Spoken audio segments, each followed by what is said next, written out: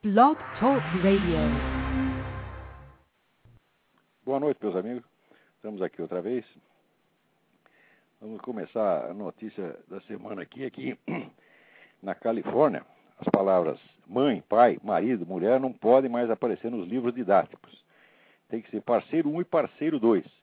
É claro, porque tanto faz ser mãe, ser um pai ou uma mãe, ou dois pais ou duas mães, é isso? Ou dois pais mães, né? Então já não pode mais ser designado por essa odiosa diferença de gênero, que embora seja um fenômeno universal, conhecido até no reino animal, né, hoje em dia é tido como uma construção cultural artificiosa e repressiva, que tem que ser então abolida e trocada por parceiro 1 e parceiro 2. É evidente que isso sendo adotado nos livros didáticos, logo será também adotado nas aulas, de modo que as crianças não poderão se referir mais a seu pai e sua mãe como pai e mãe, mas como parceiro 1 e parceiro 2, tá certo? E logo, mais tarde, vocês não tenham a menor dúvida, as palavras pai e mãe serão consideradas de palavras politicamente incorretas que não devem ser usadas em circunstância alguma. Né? Falando em mudar palavras, tem aí uma juíza, até esqueci o nome da dona, deixa eu ver se eu acho aqui, que fez aí um arrazoado em favor do casamento gay, tá certo? E ela acha que a própria palavra homossexual é uma palavra preconceituosa, tá certo? Então tem que ser homoafetivo, não é isso? Quer dizer que o amor que um homem tem pelos seus amigos tal, passa a ser também então homossexual, não é isso? Pela definição. Porque que eu saiba, o que vai caracterizar o casal gay não é que um gosta do outro, porque tem amor pelo outro. Porque amor eu tenho pelos meus filhos, tenho amor pelos meus amigos, tá certo? Amor pelo meu pai, e assim por diante. Jesus Cristo tem amor pelos apóstolos. O que diferencia o casal homossexual não é que um ama o outro, é que um dá para o outro e o outro come um, tá certo? Não é um problema de afeição, tá certo? É um problema anal, você está entendendo? Esta que é a diferença. Tá certo? Quer dizer, é um problema de gozo sexual puro e simples. É isso que diferencia. Porque senão você vai ter que dizer que qualquer pessoa, qualquer homem que sinta amor pelos seus vizinhos, pelos seus semelhantes, etc., está tendo uma relação homossexual com ela. Então, essa juíza, deixa eu ver o nome da desgraçada aqui, peraí. Quer dizer, está dentro de um aqui, ó. Juíza Maria Aglaê Tedesco Vilardo, da 15ª Vara de Família da capital. Olha, eu não entregaria um concurso de cachorro para esta dona julgar. Porque a pessoa que vem com esse tipo, fazer de charlatanismo semântico, tá certo? Não é digna de confiança. Porque isso que essa mulher está fazendo com as palavras é vigarice. Quer dizer, você não pode, porque você achou, você rotulou, né, que a palavra é preconceituosa, embora a palavra seja usada pelos próprios homossexuais o tempo todo, existem associações de homossexuais, tem o nome homossexual, tá certo? Existem apologias do homossexualismo que o chamam de homossexualismo, ela de repente ela inventa que isso é preconceituoso, tá certo? E daí produz uma palavra politicamente correta, tá certo? Que dá um significado totalmente errado do negócio. Quer dizer, se o que define, vamos dizer, a relação homossexual é o amor que um tem pelo outro, então a totalidade da espécie humana é constituída de homossexuais e não tinha percebido até hoje. Tá certo? Quer dizer, que toda afeição de uma pessoa por outro do mesmo sexo passa a ser, né, homoafetiva. Então não tem como distingui-la dos homossexuais. Então, isso aí é vigarice semântica. Tá certo? A pessoa, vamos dizer, se ela fosse cabo eleitoral, se fosse trabalhar com uma agência de publicidade, tá certo fazer esses troquinhos verbais. Uma juíza fazer, isso é imoral, absolutamente imoral. Ai. Mas, então, esse negócio do pai e mãe, isso aí, vocês somem, quer dizer, todas estas iniciativas que estão sendo espalhadas pelo mundo há pelo menos 50 anos, no sentido de modificar fundamentalmente as relações humanas, modificar a percepção que os seres humanos têm da realidade, modificar a própria natureza humana. Isto tudo é um plano civilizacional inteiro. Não é uma questão de regime político, não é uma questão jurídica. Não. Isto aí é uma radical revolução na escala civilizacional. tá certo? É a mudança da posição do homem no cosmos. Porque meia dúzia de malucos acreditam que eles são melhores que os outros, que eles conhecem o futuro, que eles sabem o que é bom para nós, que eles conhecem a verdadeira realidade da qual nós estamos privados, tá certo? Então, eles querem modificar a nossa percepção da realidade. Quer dizer, no fundo, tudo isso é o quê? É uma revolução gnóstica. Isso é uma seita gnóstica que acredita que existe um conhecimento esotérico do qual eles participam e que é a verdadeira realidade. E nós, os profanos, estamos fora. Então, eles têm o direito de modificar o nosso cérebro, modificar nossos hábitos, modificar nossos sentimentos, modificar nossas percepções. E pior, não se iludam. Eles vão fazer isto. Eles vão ir até o fim. Todas essas leis absurdas, por mais absurdas que elas sejam, elas serão implantadas à força. E se forem absurdas, serão implantadas com maior vigor ainda. Porque não existe prova maior do domínio que uma pessoa tem sobre outra do que ela forçá-la a fazer o absurdo. Então, quer dizer, a obediência forçada ao absurdo. É isso. Agora, também, veja, junto com esse negócio de proibir as palavras mãe, pai, marido e mulher, também as escolas da Califórnia acham que tem que haver banheiros especiais para pessoas, para meninos que acham que são meninas e meninas que acham que são meninos, tá certo? Agora, aí surge um problema, porque você vê, por exemplo, o pessoal homossexual tem várias modalidades. Você tem o machão que gosta de machão, e você tem o outro que quer ser menina, tá certo? E tem menina que tem, o outro quer ser menina, mas não para ele transar com homem, mas para ele transar com outra menina, é o transexual lésbico. Tá certo? Então você imagina a quantidade enorme, a variedade de banheiros que vai ser preciso ter para atender a todas as diferenciações de papéis sexuais admissíveis na fantasia homossexual. Porque, olha, você vê, a diferenciação de sexo, a diferença de forma de corpo não é uma fantasia, isso é uma realidade que é dada nos sentidos. Agora, a diferenciação de hétero e homo e as várias diferenciações internas do chamado grupo homossexual, tá certo? São mera questão de fantasia. Quer dizer, o sujeito pode pensar a coisa de um jeito e pensar do outro. Quer dizer, como é que isso diferencia? Preste bem atenção. O que diferencia, digamos, um homossexual desse de academia de musculação, tá certo? De um travesti, tá certo? É aquilo que os excita. Quer dizer, essa é uma simples imagem excitante que ele tem na cabeça. Ora, imagens excitantes, meu filho, não tem força no mundo que consiga estabilizá-las. Isso aí pode mudar a qualquer momento. Bate um vento, o sujeito está querendo outra coisa. Quer dizer, a fantasia sexual, ela é ilimitada. Então, você imagina, se você vai ter que ter um banheiro diferente para cada fantasia sexual diferente, né? Como é que vai ser? E o banheiro do sadomasoquista, como é que vai ser? Né? E os banheiros do sujeito que quer transar com ovelha, né? Como é que é o negócio? Quer dizer, e por que essas pessoas também não teriam seus direitos? Tá certo? Vamos dizer, e o que será dos masturbadores que só gostam de si mesmos, né? Que só querem o chamado vício solitário? Quanto mais solitário, melhor. Como é que vai ser isso? Não é isso?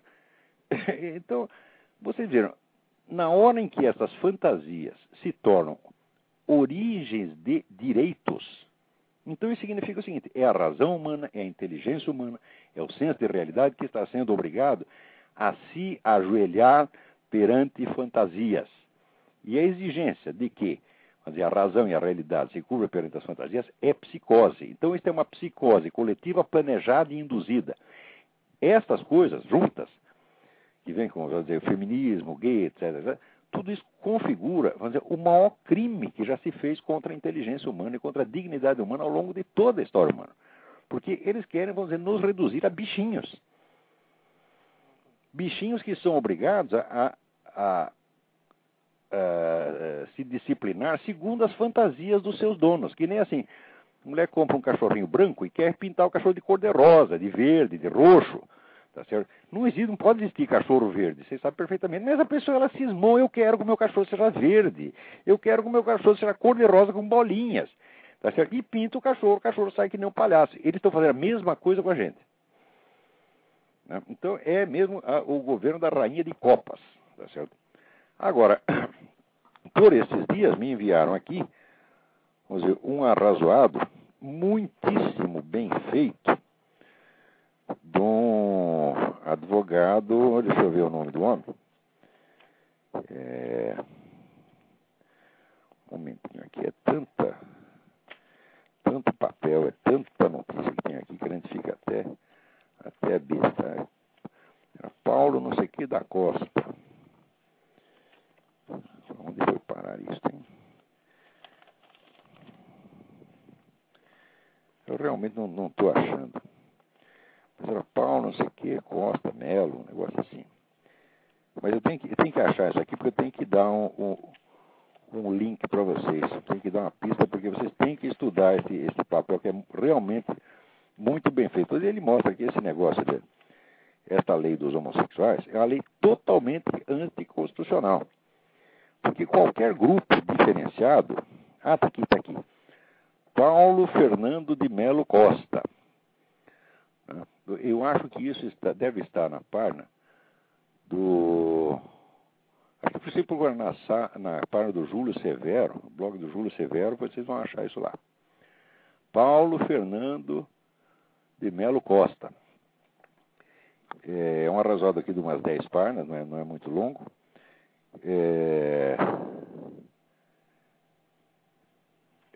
Mas ele mostra que a ideia de você conferir determinados direitos especiais a uma comunidade por ser homossexual tornará essa comunidade totalmente diferente das outras. Porque você vê, por exemplo, se o sujeito é bêbado, ele tem direitos, não por ser bêbado, mas apesar de ser bêbado, ele tem direito enquanto pessoa, enquanto cidadão, não enquanto bêbado.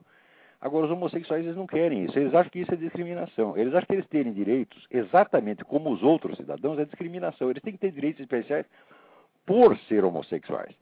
Isto é, se você criticar qualquer outra conduta no mundo, se você critica a conduta do bêbado, ou a conduta do homem religioso, ou a conduta do bom cidadão, que é bom pai, bom marido, bom trabalhador, tá certo? E tudo isso pode ser criticável. Não há... Agora, se você critica aquela conduta em particular, tá certo?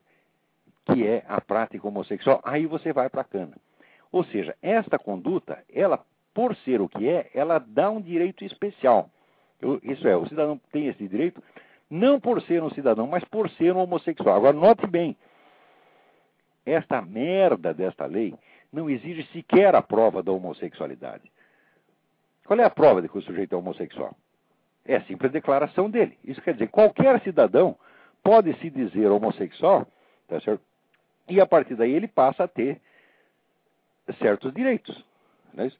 Quer dizer, é um direito que o sujeito adquire por escolha própria. Ele tem aquele direito só porque ele quer e porque ele declara. Quer dizer, isso é uma aberração tão profunda e tão devastadora que a simples existência da proposta já destrói a inteligência jurídica ao ponto de que o sistema legal inteiro para de funcionar. É uma proposta dessa jogada dentro de um sistema jurídico é como se fosse um vírus de computador. Ele corrói tudo, ele bagunça tudo, ele modifica a interpretação de todas as leis, ele modifica o sentido de todas as palavras e pior, quem inventou esta lei, não brasileiro, mas a origem remota, sabe disso. Esta lei é uma arma daquilo que Antônio Gramsci chamava agressão molecular. Agressão molecular é você ir corroendo os edifícios da sociedade a partir da destruição dos vários elementos da sua cultura separadamente. Tá certo? Agora, de vez em quando você faz um ataque geral. E isto é um ataque geral. Porque você imagina se surge uma lei dessa para proteger os homossexuais, quer dizer, não se pode falar mal da conduta sexual deles. Mas pode-se falar mal de qualquer outra conduta sexual ou não sexual. Por exemplo, se você achar, como acha, por exemplo, esse idiota desse Christopher Hitchens, né, que você rezar, por exemplo, é uma coisa horrorosa que você está fazendo contra a humanidade, que é um atentado contra os direitos humanos, que estraga tudo, é perigosíssimo você rezar. Se você escrever um livro inteiro criminalizando a oração, pode, não tem problema. Agora, se um desses desgraçados quer dar o cu, isso é sacrossanto, você não pode falar. Oh, meu Deus do céu. Porque, afinal de contas, vamos dizer, quais são, materialmente falando, no que consiste a relação homossexual? Consiste em sexo anal, sexo oral e masturbação. Ponto final. Essas três coisas. Não há mais nada o que fazer ali. Não vem que é só de afetividade, porque afetividade qualquer pessoa pode ter por qualquer pessoa. A afetividade não define o homossexualismo, ao contrário. Tá certo? Então, no fim, essas coisas, elas passam a ser sacrossantas, elas não são criticáveis. Agora, pensa bem.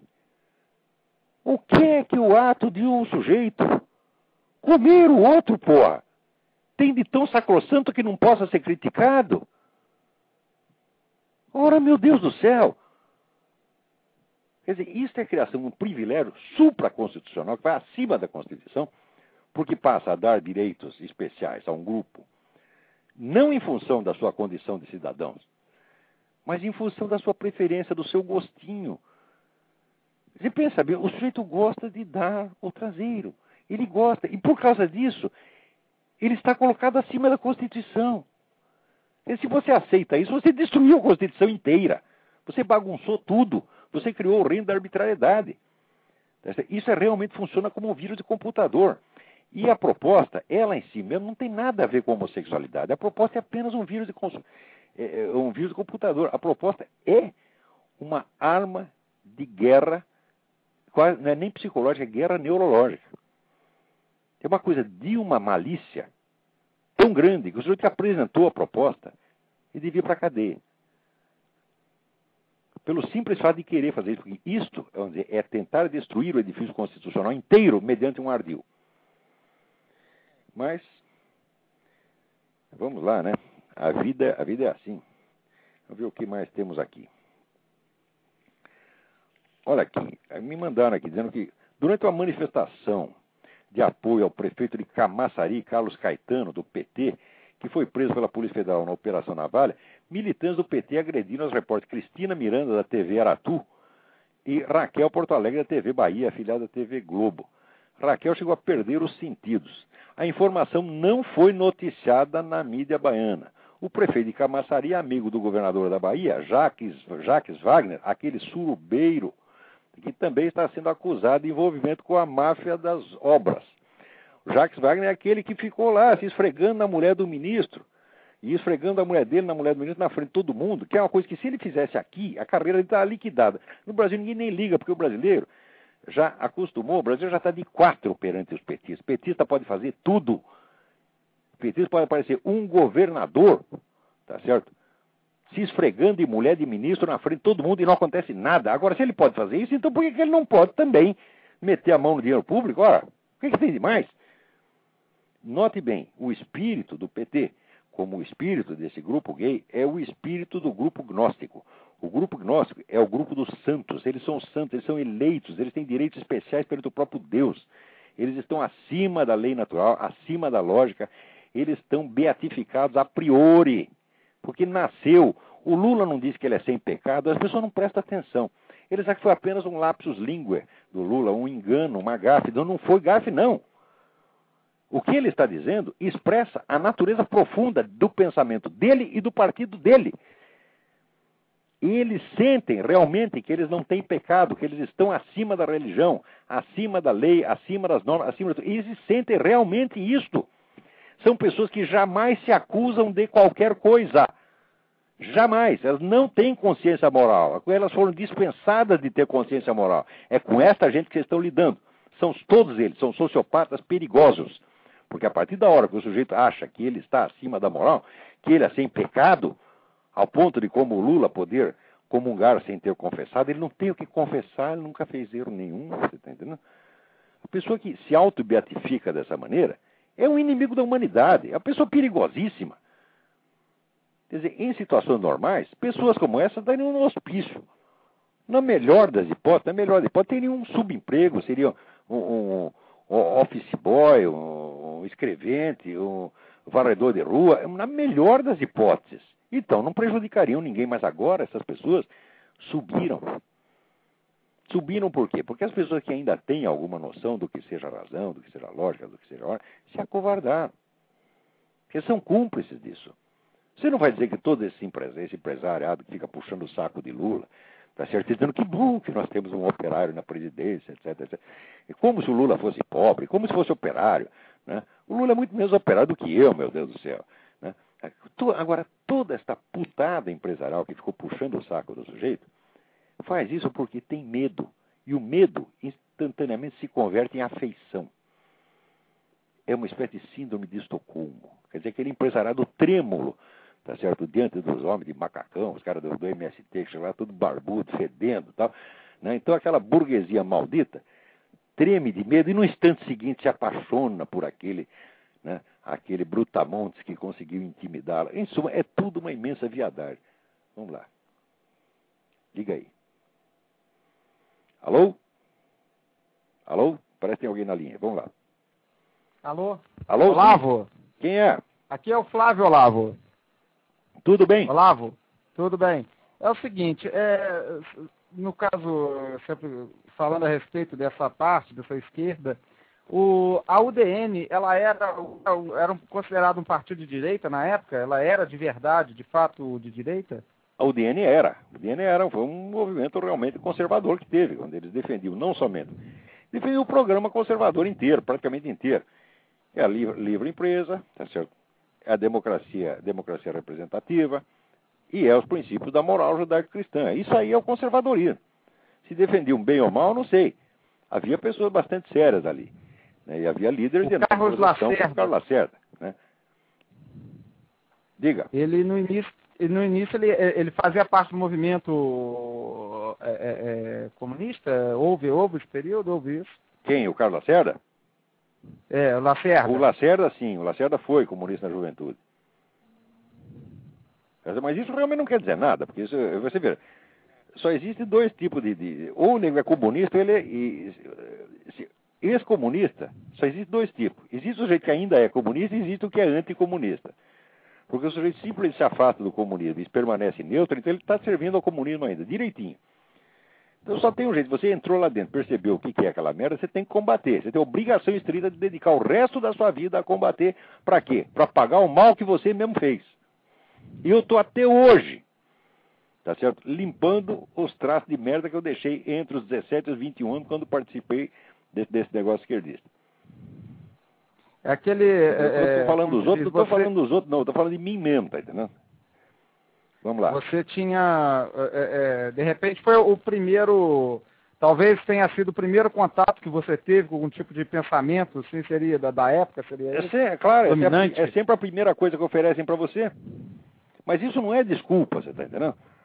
Porque você diz, mas eu era inocente, eu era jovem. Ninguém entra nisso por inocência, nem entra por idealismo, nem por amor ao próximo, entra por vaidade e desejo de poder. E por ser Maria vai com as outras. Só tem motivações baixas que levam a pessoa a isso. Olha, é o desejo de apoio grupal, você se juntar a um grupo para você sentir que você está entre os mais fortes, porque, claro, o grupo fortalece. É o desejo de poder, é a vaidade de você querer ser diferente e, sobretudo, a imensa vaidade de você estar com um porrete moral na mão que permite você bater na sociedade, bater em todo mundo e você sentir que você é melhor que os outros. Quer dizer, todas essas motivações, somando isso, não dá nada de bom, é só coisa ruim. Então essa história de que quem não é comunista aos 18 anos não tem coração. Como? É a falta de coração que leva os caras a ser comunistas.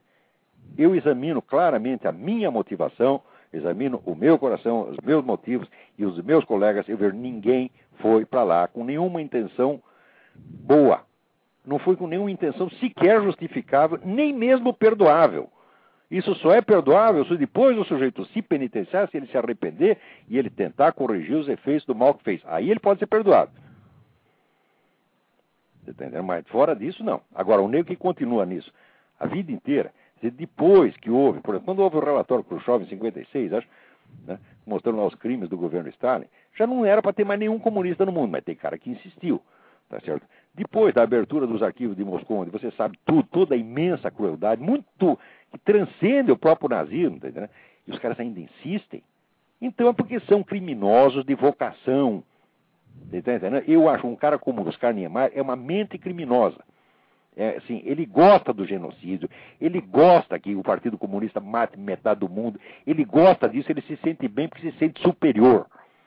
Tá certo? E justamente por isso merece todo o nosso desprezo. Porque uma pessoa só é superior à outra pela bondade, em primeiro lugar, pela bondade, pela disposição de aceitar a realidade, pela fidelidade dela às coisas que são verdadeiras. Não é porque o cara se declara superior porque ele pertence a um grupinho, seja o grupo comunista, seja o grupo homossexual, o grupo não santifica ninguém. E esses caras, a partir do que eles se entram nesse grupo, eles se sentem muito melhor que os outros. Então o que merece é um tapa na cara seguido de um pé na bunda. Diga aí. Com relação, por exemplo, aos militares, o pensamento deles eu observo assim, os militares, ao mesmo tempo que eles tentam se manter, distanciados de qualquer tipo de religião, ao mesmo tempo eles acabam ficando meio perdidos, porque eles não têm essa formação, no caso judaico-cristão, esses fundamentos. Eles, os militares brasileiros? Oi? Você está falando dos no Brasil? Militares brasileiros? Bom, tem muito militar cristão. Tá. Sim, mas o problema de milico, no fundo, nesse aspecto, é o mesmo problema de comunista. Quer dizer, porque o sujeito pertence àquele grupo, ele acha que é melhor que os outros. E a partir da hora que o sujeito entra nisso, ele já está pensando errado. Você está entendendo? Porque nenhuma participação de você em nenhum grupo, partido, instituição, igreja, etc., te torna melhor. Você está entendendo? Agora, sempre que...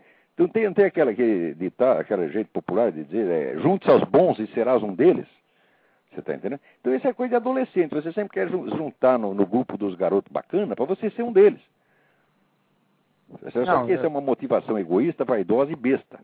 Tá entendendo? Então a primeira coisa que o nego tem que entender, não é porque eu entrei no grupo que eu sou melhor que os outros. Eu sou igual a todas as pessoas. Tá certo? E Deus não me deu uma revelação especial. Você está entendendo? Eu não sou um protegidinho, eu tenho que prestar satisfação às mesmas normas morais que os outros, tá certo? Quando eles fazem uma coisa é pecado, se eu fizer a mesma coisa também é pecado para mim, porra. Não estou absolvido, não sou que nem o Lula, ninguém está absolvido a priori. Tá entendendo? Então tudo isso, vamos dizer, essa espécie de beatificação por participação, isso aí, vamos dizer, é uma perversão gnóstica. Tá entendendo? E a partir da hora que a pessoa entra nisso, ela começa a enxergar as coisas erradas. Porque, vamos dizer, a solidão moral, que tem inteira responsabilidade pelos seus próprios atos, perante a sua consciência, perante Deus, essa é a condição humana. Nenhum ser humano pode fugir disto. Tá entendendo? Quer dizer, estar sozinho perante sua consciência, perante Deus, essa é a condição humana. Quem foge disso não merece sequer viver, porque não está à altura da condição humana. Quer ser um bichinho, você está entendendo? Cuja consciência vem do grupo. E é assim que as coisas funcionam. Não sei se isso responde a tua pergunta. Sim, responde. Então vamos em frente, que ainda tem gente na fila aí. Brigadão. Vê se tem mais alguém aí. Alô? Alô, Lavo? Eu? Tudo bom? Aqui é o Marcos de Porto Alegre de novo. Oi, tudo bem? Tudo bem. É o seguinte, eu não estou ouvindo o teu programa ao vivo novamente, né? Não sei se o senhor abordou a questão da igreja e a visita do Papa ao Brasil aqui. Não, isso eu já falei no outro programa. Sim, pois é que no finalzinho o senhor falou assim, a guerra começou. E aí? Como é que está isso? Olha, eu prefiro deixar para falar disso no outro programa, quando a gente tiver mais material sobre isso. Porque hoje tem tanta coisa aqui, rapaz. Mas se refere a essa coisa, esse assunto ou eu acho que o Papa, vamos dizer, no tempo ainda do João Paulo II, o pessoal já tinha percebido que havia, vamos dizer, um certo número de grupos, cada um com o seu projeto mundialista. E que a igreja também tem o seu projeto mundialista, que não é um projeto, vamos dizer, de dominar o mundo, mas um projeto de cristianizar o mundo, que é a função dela. Sim. Então, que havia lá, vamos dizer, um bloco globalista e internacionalista, que havia um bloco comunista, um bloco islâmico e que havia um bloco católico também, e que ele tinha que tomar posição e se defender. Tá certo? Tem que se juntar, sobretudo se juntar com os outros cristãos e se defender. É isso. E eu acho que esse Papa está fazendo algumas coisas nessa direção, ainda muito timidamente, a meu ver. Tá certo? Porque quando a situação piora, a situação fica ameaçadora, e as pessoas ainda têm timidez de reagir, então a conclusão necessária é que a situação vai piorar muito mais. Quer dizer, quando a situação começa a ficar ameaçadora, você tem que agir rapidamente, agir de maneira decidida e firme. Não pode ficar com nhenhenhê, não pode ficar com frescura, mesmo que seja o Papa, tá entendendo? Quer dizer, o Papa não tem esse direito também. Aliás, ele é o que menos tem. Agora você diz, mas o Papa não pode fazer isso, senão mata ele. Eu digo, escuta, se o cara quer ser Papa e não quer morrer pela igreja, que merda de Papa é esse? Bom, aí paralisa, né? O Papa está lá para isso, para dar a sua vida, como Cristo deu. Claro. No mundo inteiro tem milhões de cristãos que para defender os outros cristãos dariam sua vida com alegria, dar a vida pelo Cristo, pelos nossos irmãos. É a maior honra que você pode ter. Agora, o Papa não pode dizer se não mata. Quer dizer, nem isso justificaria. O Papa não tem o direito de ter medo, de nada. Ele só tem que ter medo de uma coisa, de ir para o inferno. Quem crê nele nada teme, né? Mas é evidente, é evidente. Claro.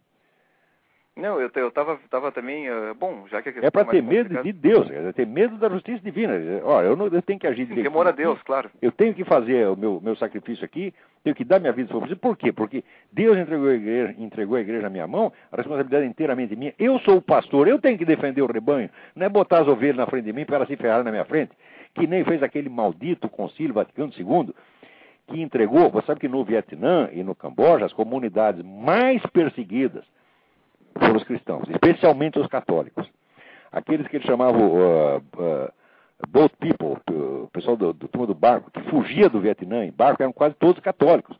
Agora, ainda hoje, no Vietnã tem a perseguição, vamos dizer, aos montanhares. Montanhares, essa é uma população que tem lá, que são todos católicos. Estes estão sofrendo. Para quê?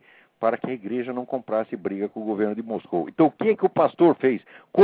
Entregou as ovelhas do lobo para ele se defender atrás. Isso não tem... Olha, eu não discuto as questões doutrinais. As pessoas vêm com aquelas questões rebuscadas. Mas a missa, o Novus Ordo Missa é válido, né? Porque eu li no livro do Rama Kumaraswamy, ou li não sei aonde. Eu não entro nessas questões, tá certo? Eu vou por aquilo que é óbvio e patente, tá certo? Olha, eu não estou aqui para cagar regra e dizer o que é certo e errado. Eu sou um filósofo, estou aqui para examinar a realidade. E eu só digo as coisas quando elas são óbvias demais. Então, eu não posso entrar nessas sutilezas, tá certo? Porque elas são duvidosas. Né? Agora, tem uma coisa que não é duvidoso. A igreja ofereceu os cristãos para ser sacrificados pelos comunistas para que o Concílio Vaticano II não tivesse que falar mal dos comunistas. Isso é um fato. E isto é um pecado imenso, imenso, porque depois do concílio, tá certo, morreu muita gente na mão de comunistas. Morreu mais de 10 milhões de pessoas, já na década seguinte. E a igreja não podia falar mais nada, porque ela tinha se comprometido a ficar boazinha. Uhum. Então, isso aí é o pastor que se esconde atrás da ovelha. Que raio de pastor é essa? Você está entendendo? Então, o que é para fazer com o Papa que fez? É para chegar lá no trono, tirar o cara a tapa, dizer, sai daí, arruma outro emprego, você não serve para isso. Porque você está aí para dar a vida pelas suas ovelhas e não para oferecer elas. Sim. Não estou entrando em questões doutrinais, não é esse negócio de pré-conciliar, pós-conciliar, não entro nessas frescuras, entendeu?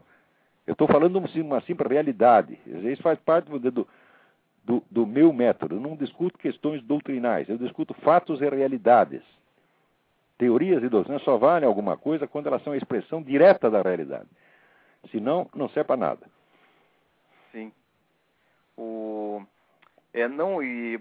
Por falar nessas questões de ordem mundial, domínio do mundo, etc., eu te mandei uma mensagem um tempo atrás, faz poucos dias até, não sei se chegou a ler, que em junho de 2005, um jornal, no caso, no Canadá, havia denunciado, na época, o primeiro-ministro, o líder do Partido Conservador, que hoje é o primeiro-ministro do Canadá, o Stephen Harper, havia dito que no país haviam 1.000 espiões chineses espionando a indústria do país. E havia mas sem dúvida.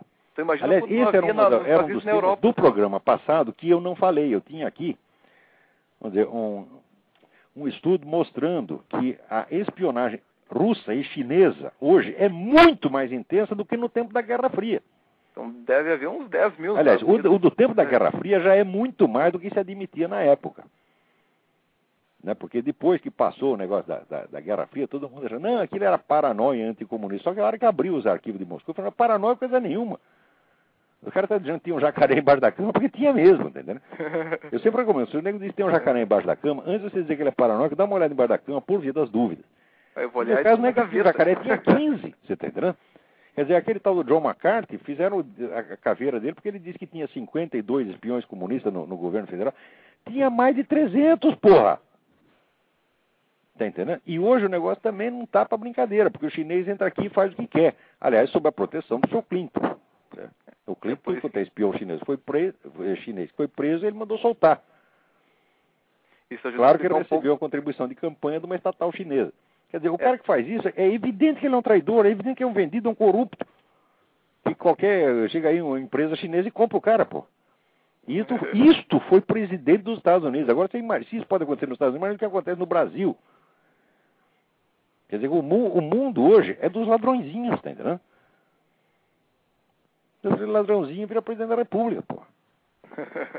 É isso, nós estamos governando pela pessoa mais baixa, mais mesquinha, tá entendendo? De toda a história humana. Se você pegar Átila o Uno, era um primor de nobreza, perto de um Lula ou de um Clinton, né? Nossa Senhora! Se lê aquela história dos 12 Césares, que só viviam fazendo putaria, suruba, etc. É bom, os 12 Césares pelo menos tinham alguma coragem, meu Deus do céu. Né? Eles eram o que eram. Né? Podiam viver na putaria o tempo todo, mas tinham uma dignidade. Agora, esses caras não se vendem por qualquer coisa, porra. E eu tava pensando, isso de repente explica um pouco como é que a China mandou gente pro espaço e tem indústria de ponta, essas coisas, né? Bom, na verdade, tudo que está acontecendo na China é dinheiro americano. Os americanos fizeram a China. Ah, bom, já 150 bilhões. Como fizeram a economia soviética. Você lê os livros do Anthony Sutton, como se fez a economia soviética. O cara passou 50 anos estudando a economia soviética e chegou à conclusão de que ela nem sequer existia. Era tudo ajuda americana. Quer dizer, o capitalismo é suficiente para se fazer a si mesmo, se enriquecer a si mesmo, e enriquecer os seus aliados, como enriqueceu depois a Alemanha, como enriqueceu o Japão, a Itália, a França, etc, etc. Tá certo? E ainda enriqueceu o seu próprio inimigo. E o inimigo ainda fica falando mal dele. Ainda tem gente dizendo, o capitalismo, é a exploração, é a miséria, etc. Qualquer que fala isso, olha, cada vez tenho menos paciência com essa gente. A gente começa o capitalismo, é a exploração, é a miséria, tem que dar um tapa na cara, tem que calar a boca, burro, porra. O exemplo é o Chaves, né? O Chaves. Petróleo e fortuna. Porra! Caramba, eu não sei como o Chaves aprendeu a falar, você tá entendendo? Eu não sei o que a mãe dele fez para ensinar aquele sujeito a falar. Normalmente ele deveria latir, tá entendendo? Se conseguisse, tá entendendo? Aquilo é um animal. Quer dizer, é um animal, um sujeito mentiroso, trapaceiro. Tá certo? E eu acho que aquilo lá deve consumir uma droga, uma cocaína, porque aquela pretensão que o nego tem, aquelas coisas que ele fala o Papa tem que pedir desculpa para as culturas maias e astecas, etc. Quer dizer, agora o Papa vai ter que se prosternar perante aquelas culturas genocidas que viviam no sacrifício humano de arrancar coração e fígado das pessoas para oferecer para o Deus Sol? Ora, porra! Né? Agora querem restaurar essas malditas religiões homicidas, mesmo que restaurar o nazismo. Então já chama o Führer logo de cara, né? Monta lá uns templos nazistas e pronto, porra. Se é para esculhambar, vamos esculhambar de vez. Né? Agora aqui, nós não estamos longe disso, porque aqui, dando notícia. O presidente nacional do PT, Ricardo Berzoini, e o secretário de Relações Internacionais, Walter Pomar, visitam a Síria na próxima semana para firmar um acordo de cooperação com o partido Baath. Sabe qual é o partido Baath? É o partido do Saddam Hussein, o partido genocida que matou 300 mil iraquianos, pô, e está matando gente na Síria pra caramba. Você sabe como é negócio na Síria? Na Síria, nas mesquitas na Síria, tem mais de 3 conversando. Chega um quarto que já é o cara da polícia para ouvir o que ele está escutando. É isso que é o regime da Síria. É a mesma coisa que o Saddam Hussein, quer dizer, são assassinos, são vampiros, entendeu? Esses homens desse governo da Síria é uma pessoa que a gente não devia nem olhar para ele. Né? Agora, vai lá o seu Walter Pomar, seu Berzoini, vai lá para puxar o saco do cara. Quer dizer, mas que gente, porra. E depois e se for pensar que aqui no Brasil, por exemplo, ainda tem a maior comunidade libanesa fora do Líbano, o governo tem que dar alguma explicação para esse tipo de coisa, né? Pois é, mas viu o que a Síria vem fazendo lá? Né? Quer dizer, o Líbano, que era um jardim no começo do século, hoje é um país destruído, tá certo? E devemos aqui a essa gente, porra. Agora a comunidade vai pedir socorro aí no Brasil, enquanto o governo está de namoro com os inimigos deles. É um negócio terrível, viu? A gente deu um giro bom aqui, hein? E muita merda. Vamos ver se tem mais gente na linha aí. Tem. Tá certo. Então, obrigado Olavo. Um abraço aí. Tá, um abraço pro senhor. Vamos lá. Boa sorte, um abraço. Obrigado. Vamos lá, quem está na linha aí?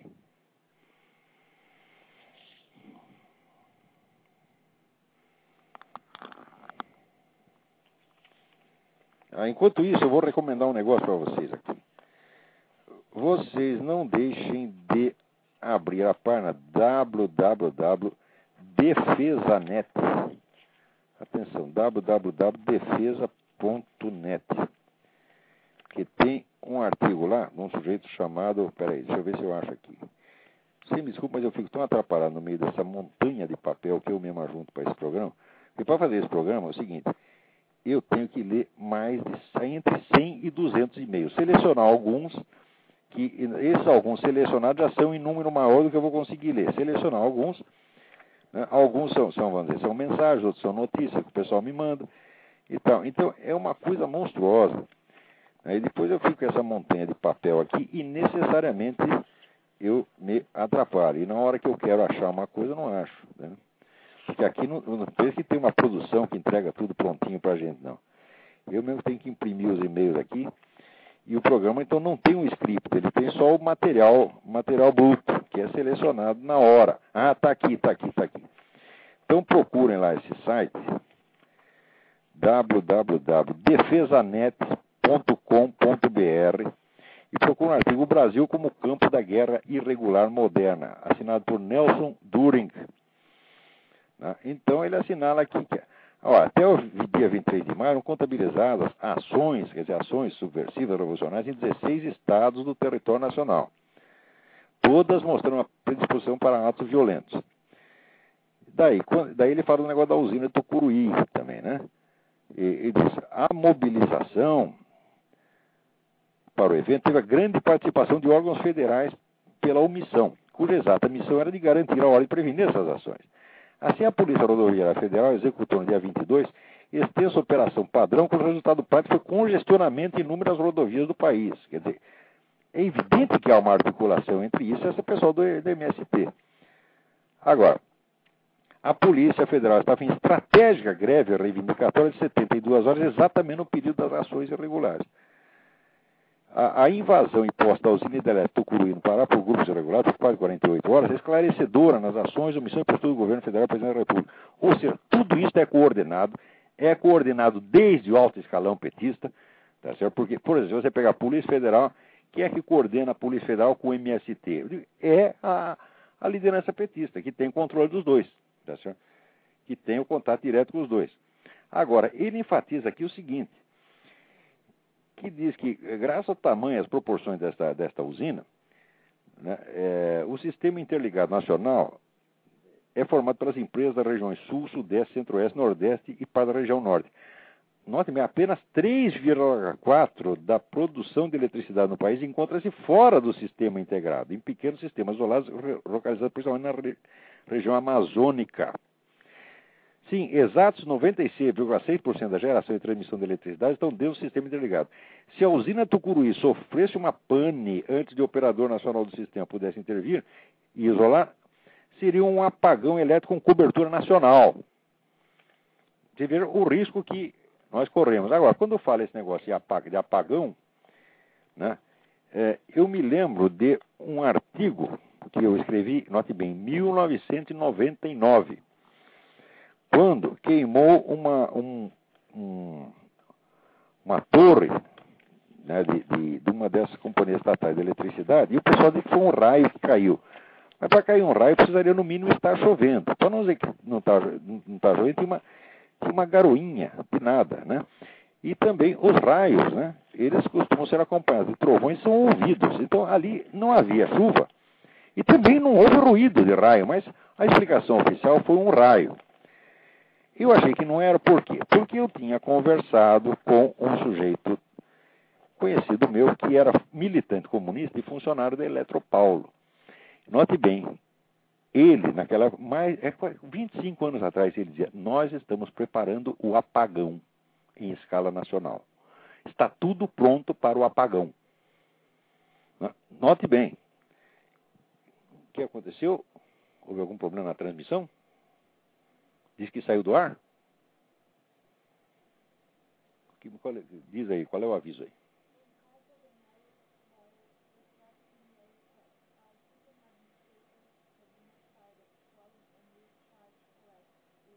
Olha, estou recebendo um aviso aqui de que nós saímos no ar. Quer dizer que eu não sei se vocês estão me ouvindo ou não estão me ouvindo. Tá certo? De maneira que nós vamos interromper esta programação e voltamos a semana que vem, a não ser que haja oportunidade de fazer um programa extra durante a semana. Então, muito obrigado pela atenção de todos. Até a semana.